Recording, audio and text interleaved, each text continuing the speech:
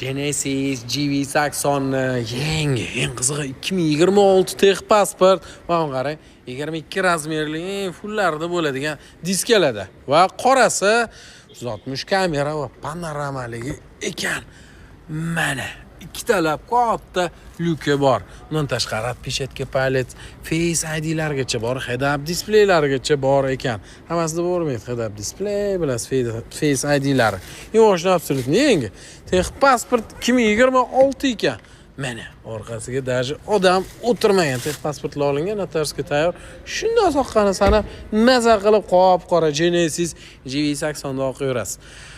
Srochdiga 110 ming, 110 ming atrofida sotiladi bu apparatlar. Qidirib, yurib, surishtirib ko'rgan bo'lsangiz, surishtirib bo'lgansiz. Ana endi surishtirib bizda chiqib qolsa olaman degan bo'lsangiz, Srochdiga 89 900